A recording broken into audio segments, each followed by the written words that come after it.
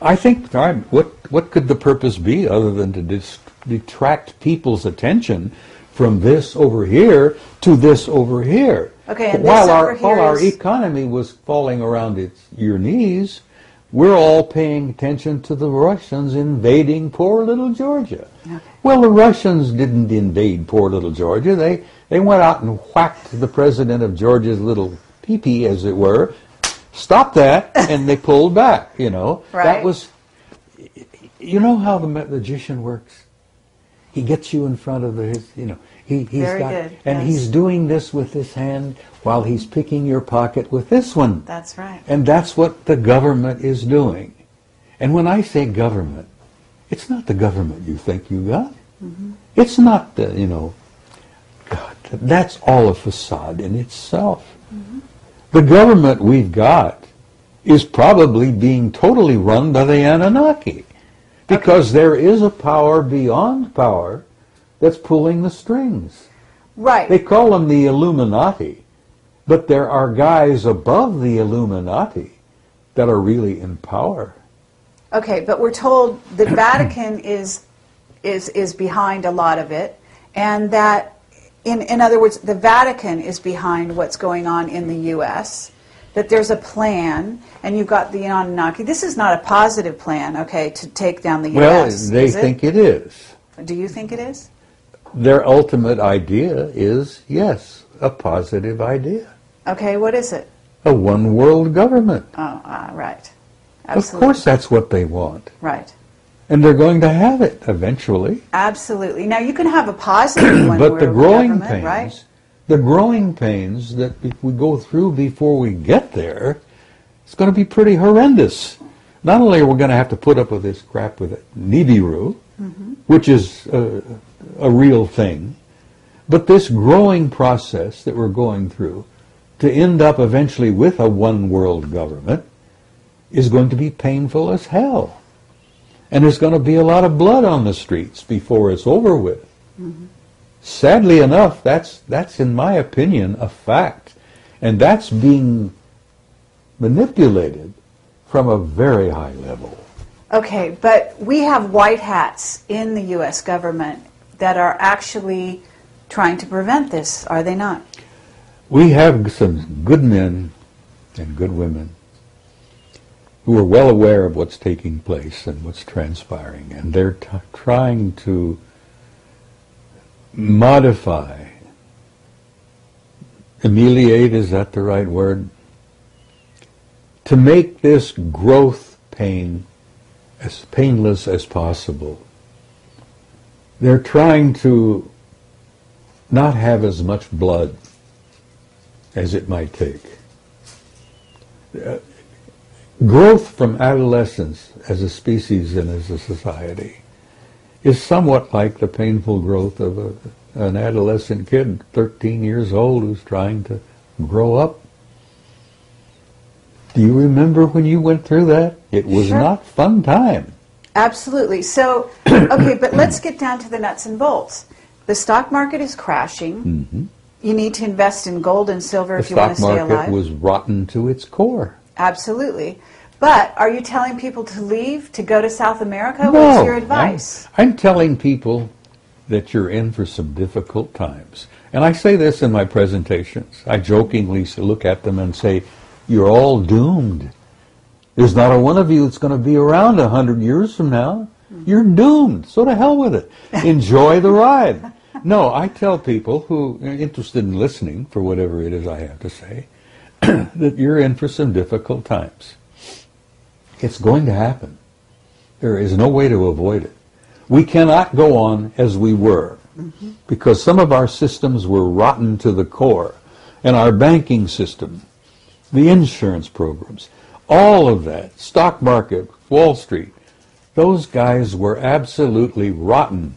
The housing industry? The housing industry. That was bound to fail. You talk about a bubble, it was bound to fail. It had to fail. Well, I'm glad it failed. Hope to hell that they learned something from it. Now. Okay, but are we talking about martial law in the United States? I mean, what are we talking here? You're talking about a time when you may have martial law. It's only one step away. You know that the authority has been given to the president to declare it. Right. Congress gave that authority to the president years ago. I've even lost track of how long it's been. But anyhow, all the president has to do, whoever he may be, and that doesn't matter much anymore either, because one nitwit is very much like the other. You have a national emergency, and it's declared. Right. Boom. Martial law. You declare a national emergency, which has not been declared yet, Right. but we're right on the edge of it, Right. and you're going to have martial law. Okay, and but we don't have an election, right? Well, you're thinking about an October surprise. I have no idea. I'm asking you. Well, I don't know about that. I'm not sure it'll happen in October. I suspect it may occur within the next year. But I don't know. I haven't had any dreams. My dreams have been pretty fascinating recently, but none of them have been terribly troubling. And I know this is all happening. It's going to take place. It's inevitable. It's been orchestrated. The Illuminati do exist. They are in power. They've been in power for years. They've been demonstrating that power ever since 1913, when they created this banking system? The Federal Reserve. Federal Reserve, yeah, which is a private corporation. We lost most of it in 47. I don't know whether you were aware of that, but that was a big year. National security became everything. It became the member of the triad. 47, we declared, we made the National Security Agency. We formed a pact with the Brits, the Australians, the Canadians, and New Zealanders. The UKUSA Pact, which most people don't even know exists.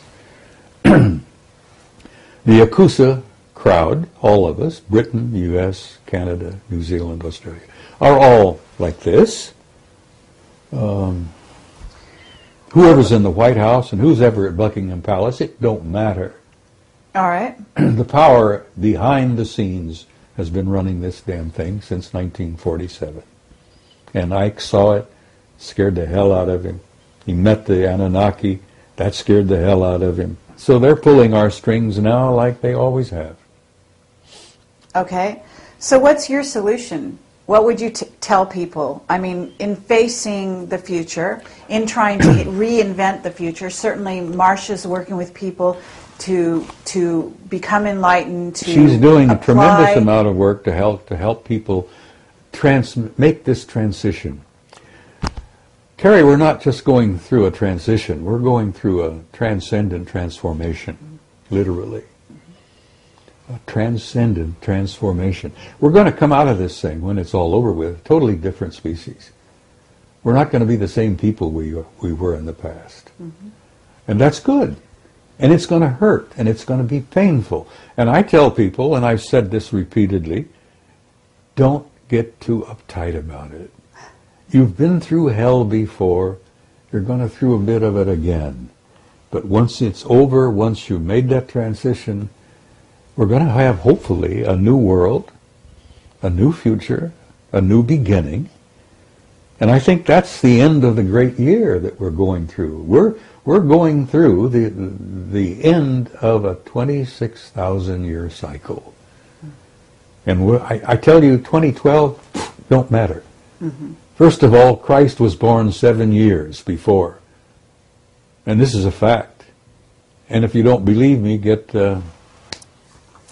Sir Lawrence Gardner, who's probably one of the best historians we've got working today. Lawrence Gardner's got the facts. Jesus was born in 7 BC on the 1st of March.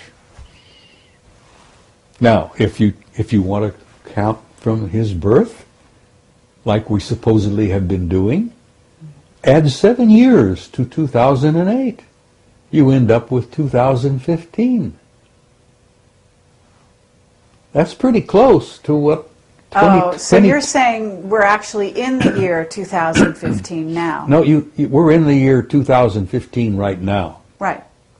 So Yes. that means that Nibiru, when you say it's coming in 2020, is actually due in about 5 years. Probably. So we're looking at 2013 by our calendar. Well, no later than 2017.